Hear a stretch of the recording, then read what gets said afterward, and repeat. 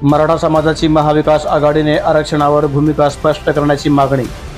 मराठा आरक्षणावरून राज्यभरात रान पेटलेले असताना महाविकास आघाडीतील घटक असलेल्या शरद पवार आणि नाना पटोले यांनी मराठा आरक्षणावरील त्यांची भूमिका स्पष्ट करावी अशी मागणी राज्यात ठिकठिकाणी मराठा आरक्षण आंदोलकांनी आता केली आहे। त्याचा परिणाम म्हणून कुर्डुवाडी येथे मराठा आंदोलकांनी त्यांची गाडी अडवून त्यांना आपली भूमिका स्पष्ट करावी अशी मागणी केली।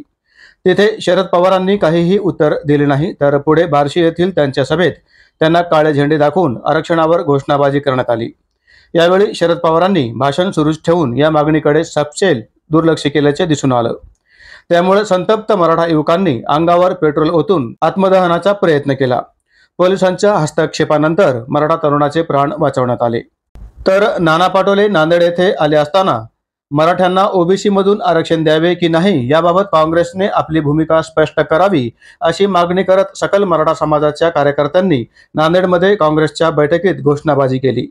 संभ्रम निर्माण करणारी विधाने करून सर्व समाजांची दिशाभूल करणे काँग्रेसने थांबवावे असा इशारा आंदोलकांनी काँग्रेसला दिला आहे।